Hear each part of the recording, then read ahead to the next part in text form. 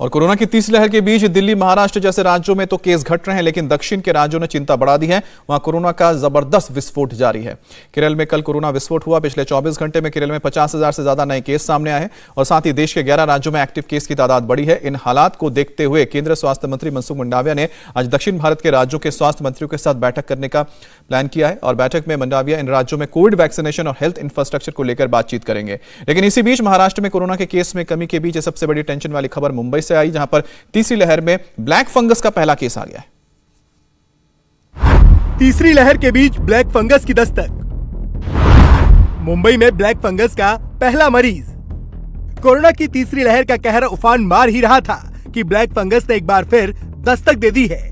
ये वही black fungus है जिसने कोरोना की दूसरी लहर में डेल्टा वेरिएंट के साथ मिलकर तबाही मचाई थी।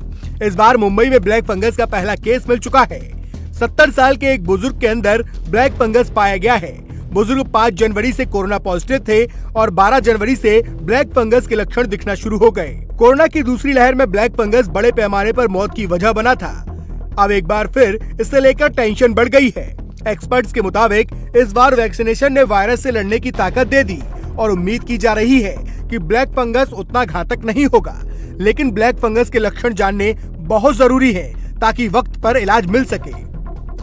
आंखों में जलन, चेहरे, नाक के पास या आंख के पास त्वचा का काला हो जाना, त्वचा पर काली पपड़ी बनना, जबड़ों की हड्डियों को नुकसान, चेहरा सुन्न हो जाना, सर में भयानक दर्द होना, चेहरे पर दोनों तरफ या एक तरफ सूजन आ जाना, ये सभी ब्लैक फंगस के लक्षण हैं।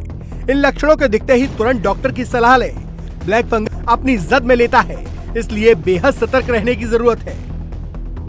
ये सतर्कता इसलिए भी जरूरी है क्योंकि फिर से एक बार केस बढ़ने लगे हैं। पिछले 24 घंटे में 2,48,000 नए केस मिले हैं, जबकि 653 लोगों की कोरोना से मौत हो गई है। पूरे देश में अभी 22 लाख से ज्यादा एक्टिव केस है। केरल में कोरोना विस्फोट हो चुका है, वहाँ 51,000 से ज्यादा केस मिले हैं। इससे पहले बुधवार को केरल में 49,771 मामले, जबकि मंगलवार को रिकॉर्ड 55,475 नए मामले सामने आए थे। दूसरे नंबर पर अब कर्नाटक आ गया है, यहाँ 38,083 केस मिले हैं। तीसरे नंबर पर तमिलनाडु है, जहाँ 28,515 केस मिले हैं। वहीं महाराष्ट्र में पिछले 24 घंटे में 25,425 नए केस सामने आए हैं। देश के 11 राज्यों में कोरोना की स्थिति चिंताजनक बनी हुई है, तो बड़े हिस्से में तीसरी लहर से राहत के बाद अब जिंदगी ढर्रे पर लौटने लगी है। इन्हीं तैयारियों में उत्तराखंड में 31 जनवरी से 10वीं से लेकर 12वीं तक के छात्रों के लिए स्कूल खोले जाएंगे। हालांकि कक्षा 1 से 9वीं तक ऑनलाइन क्लास ही चलेगी। तमिलनाडु में कक्षा 1 से 12वीं तक के स्कूल और कॉलेज खोलने का फैसला हो चुका है। महाराष्ट्र में 24 जनवरी से कक्षा 1 से 12वीं तक के स्कूल खोले जा चुके हैं। हरियाणा में 1 फरवरी से कक्षा 10 से 12वीं तक के स्कूल खुल जाएंगे। चंडीगढ़ में कक्षा 10 से 12वीं तक के स्कूल खुल जाएंगे। हालांकि स्कूलों को हिदायत दी गई है कि कोरोना गाइडलाइंस का सख्ती से पालन करें। इस बीच कोरोना केस में कमी के बाद दिल्ली में भी बड़ी राहत मिली है। दिल्ली में वीकेंड कर्फ्यू खत्म कर दिया गया है। दिल्ली में दुकानों के लिए ऑड इवन खत्म हो गया है। शाम 10 बजे से सुबह 5 बजे तक नाइट कर्फ्यू फिलहाल जारी रहेगा।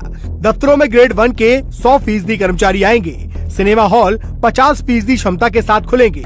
शादी समारोह में आयोजन स्थल के 50% और अधिकतम 200 लोगों की इजाजत होगी।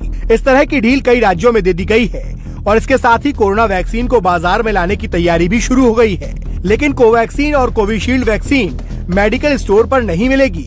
वैक्सीन केवल हॉस्पिटल और क्लिनिक वाले लोग ही खरीद सकेंगे। साथ ही वैक्सीन खरीदने वाली संस्था को वैक्सीनेशन का डाटा हर 6 महीने में DCGI को देना होगा। इन सारी तैयारियों के बीच सतर्कता बहुत जरूरी है, क्योंकि तीसरी लहर अभी हिलोरे मार रही है और अगर लापरवाही बरती गई तो ये गंभीर साबित हो सकती है। इंडिया टीवी हर वक्त हर जगह डाउनलोड करने के लिए सर्च करें India TV news Google play store या ऐप स्टोर पर।